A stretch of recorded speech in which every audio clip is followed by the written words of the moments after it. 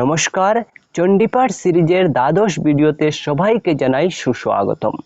তো আমরা এর পূর্ববর্তী ভিডিওগুলোতে চণ্ডীর প্রথম অধ্যায় এবং দ্বিতীয় অধ্যায় সম্পন্ন করেছি। তাছাড়াও দেবী কবচ, অর্গলা স্তোত্র, কিলস্তবক, রাত্রিসূক্ত এবং সপ্তশ্লোকী দুর্গা পাঠ অর্থসহ আলোচনা করেছি।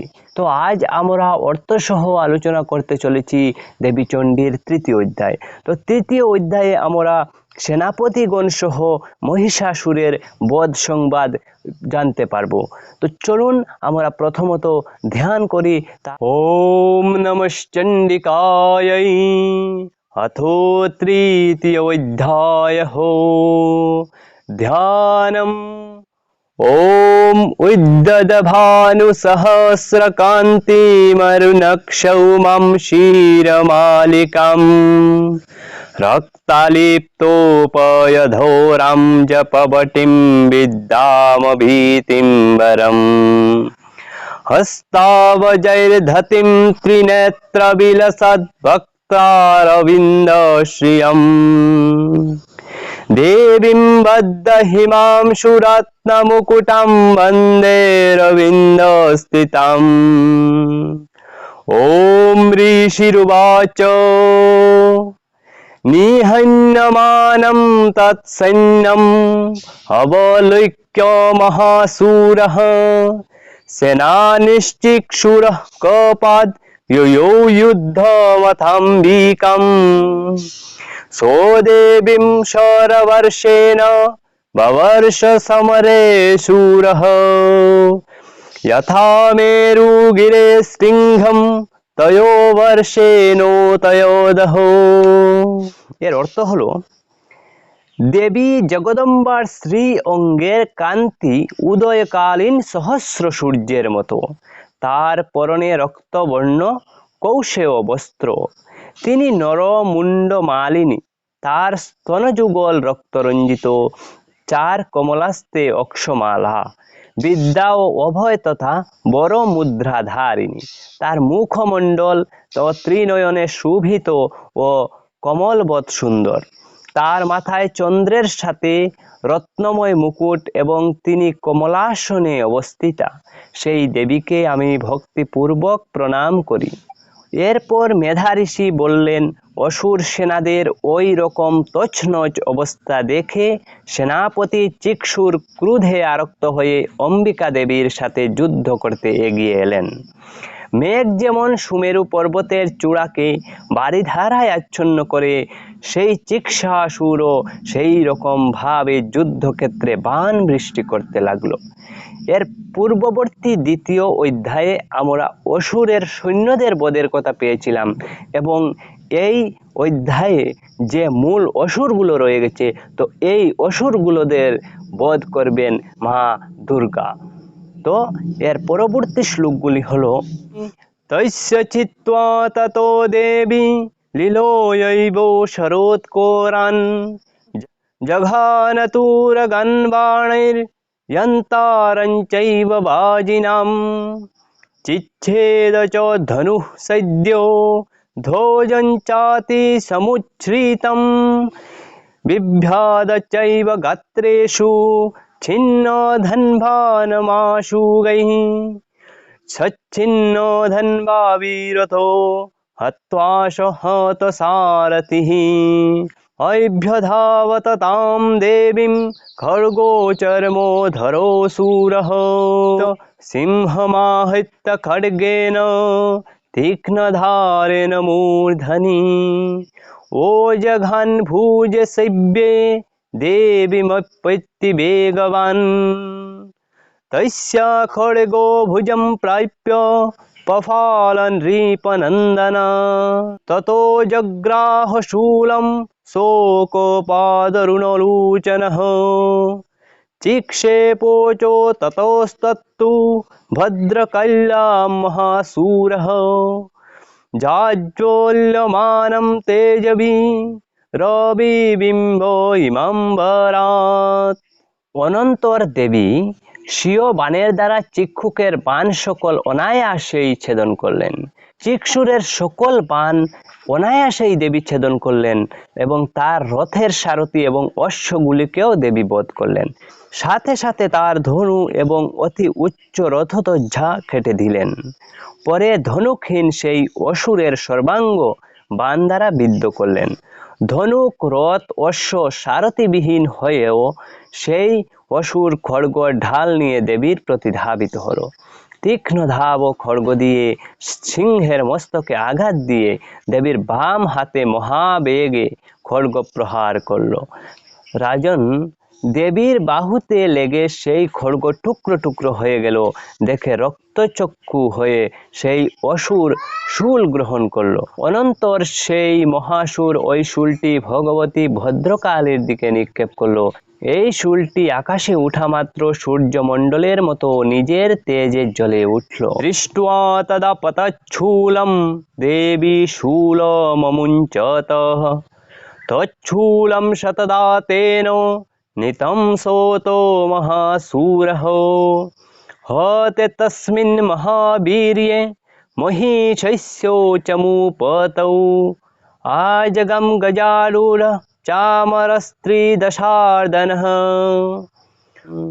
सोऽपि शक्तिं मुमुचाथ दैव्यस्तम्भिकां द्रुतं हुङ्कारविहितां भूमौ पातयामास निष्प्रभां भग्नं शक्तिं निपातितं दृष्ट्वा क्रुधः समन्वितः चिक्षेपोच्चामरः शूलं बाणैस्तदपि सच्छिन्नत् ततः सिंहो समुत्पत्तो गोजकुम्भम्बरे स्थितः बाहुयुद्धेन युयुधे तेनच्छस्त्रिदशारिणा युद्धमानौ ततस्तौ तु तस्मान्नागान् महिं गतौ युयुधातेति समृद्धौ प्रहारैरतिदारुणैः। সেই শূলকে নিজের দিকে আসতে দেখে দেবীও তার নিজের শূল নিক্ষেপ করলেন। দেবীর শূলে মহাসুরের শূল শত টুকরো হয়ে গেল এবং সেই সাথে মহাসুর চিক্ষুরও শতদা বিদীর্ণ হয়ে গেল। মহিষাসুরের সেনাপতি পরাক্রমশালী চিক্ষুর নিহত হলে দেবশত্রু চামর হাতির পিঠে চড়ে যুদ্ধ করতে এলো। সেও এসে দেবীর প্রতি শক্তি অস্ত্র প্রয়োগ করল, কিন্তু জগদম্বা হুঙ্কার নাদে তাকে প্রতিহত এবং নিষ্প্রভ করে ভূতলে নিপাতিত করলেন। শক্তি অস্ত্রকে ভগ্ন এবং ভূপতিত দেখে চামরাসুর খুবই ক্রুদ্ধ হলো। সে তখন শূল নিক্ষেপ করলো, কিন্তু সেই শূলও দেবীর বাণ দিয়ে কেটে দিলেন। তখন দেবী বাহন সিংহ হাতির মাথার উপর চড়ে বসল এবং সেই অসুরের সঙ্গে প্রচণ্ড বাহুযুদ্ধ করতে লাগলো। দুজনে যুদ্ধ করতে করতে মাটিতে নেমে এলো এবং ভীষণ ক্রোধের সাথে পরস্পরকে অতি দারুণ আঘাত করে যুদ্ধ করতে লাগলো।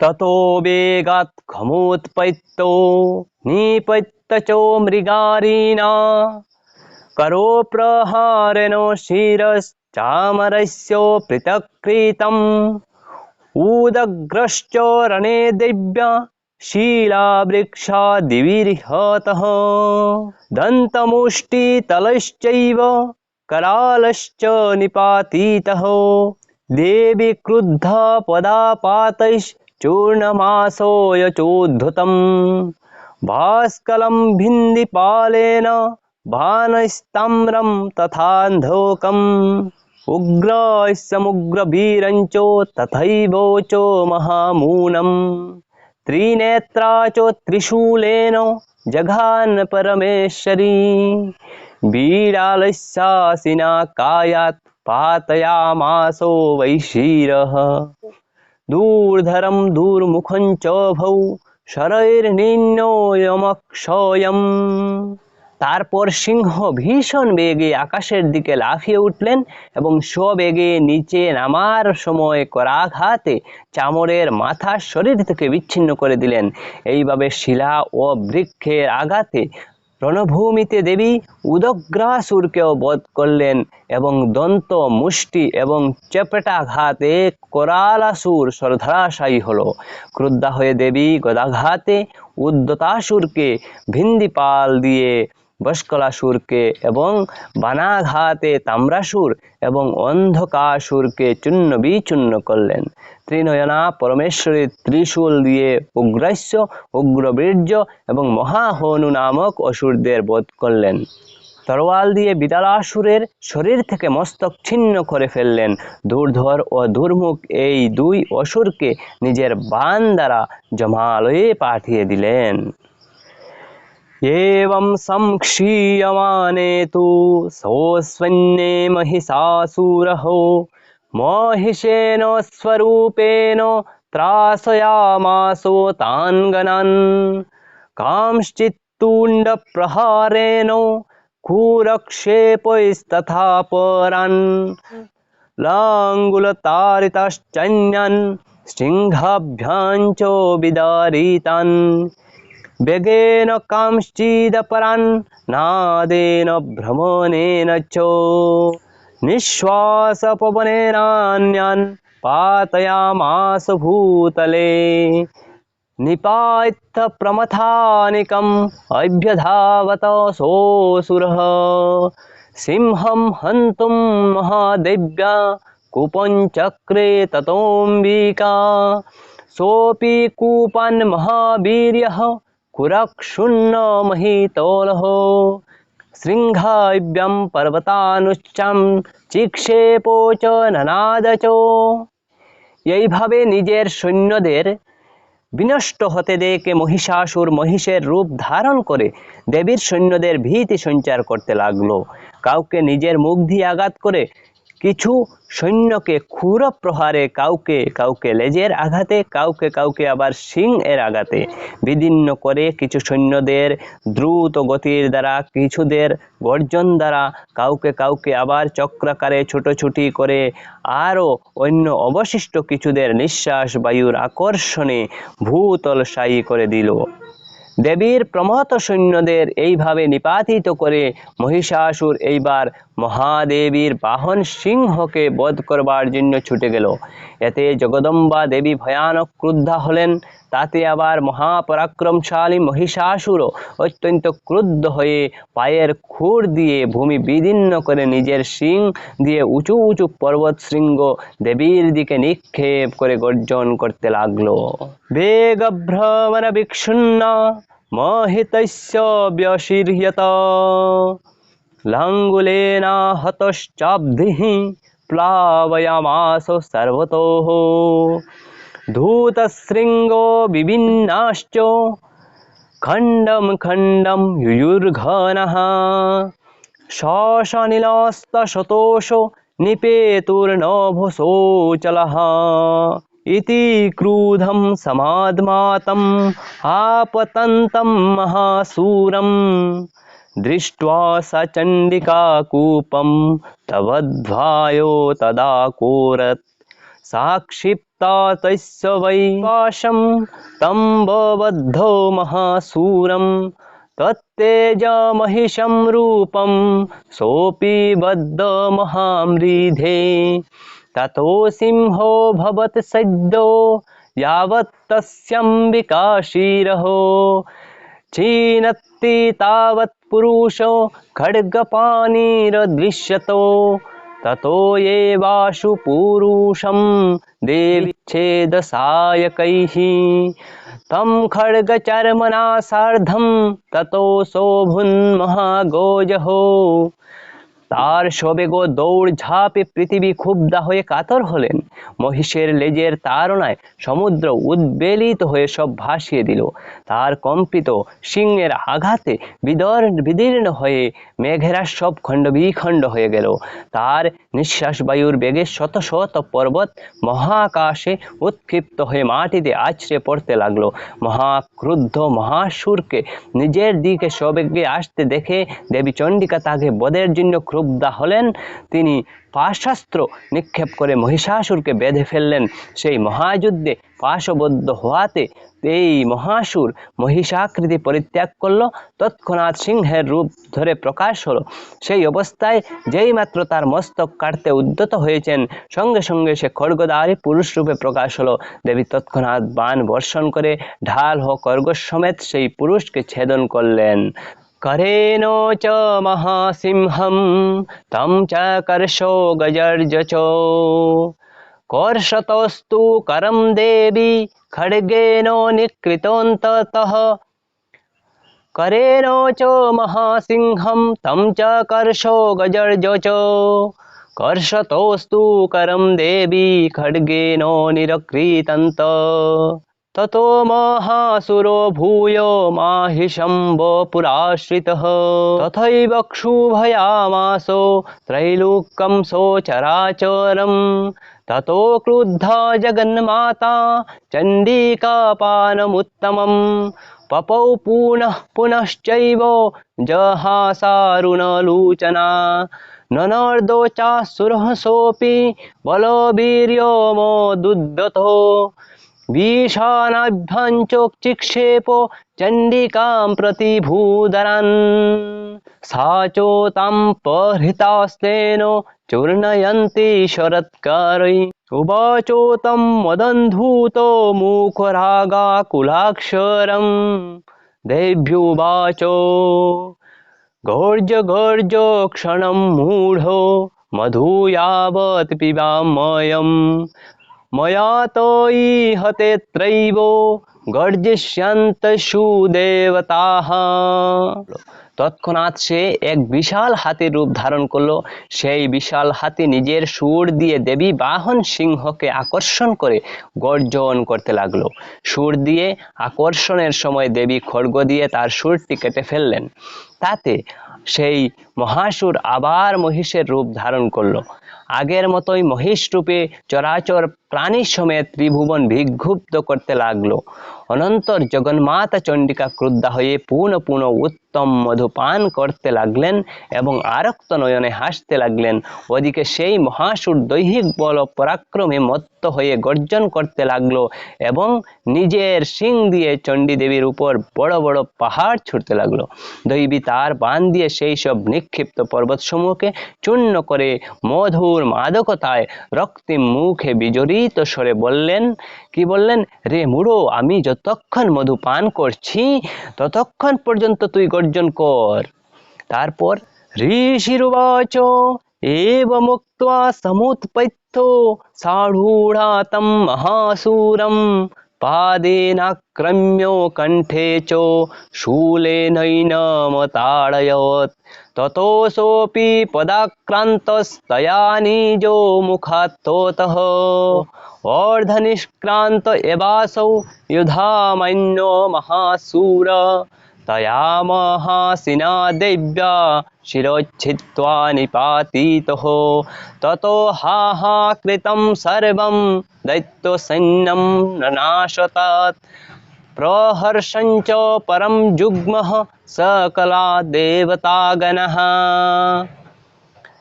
এখানে আমার হাতে তোর মৃত্যু হলেই শিগগিরই দেবতারা আনন্দ কোলাহল করবে, এই কথা দেবী বললেন। আর যতক্ষণ আমি মধু পান করছি ততক্ষণ পর্যন্তই তুই গর্জন কর। এরপর মেধা ঋষি বললেন।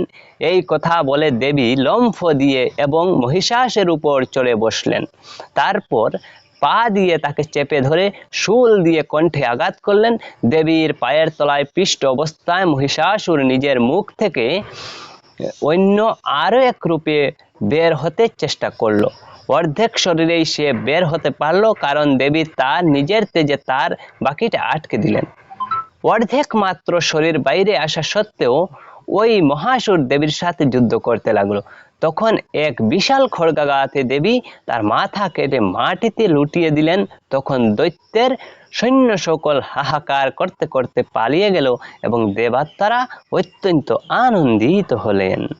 তুষ্টুবুস্তাম সুরাদেবীম সহ দিব্যৈর্মহির্ষিভিঃ জগুর্গন্ধর্বপোতয় नोन्द्रितुश्चाप्सरोगो नः इति श्रीमार्कण्डेय पुराणे सावर्णिके मन्वन्तरे देवी माहात्म्ये महिषासुरवध नामो तृतीयोऽध्यायः।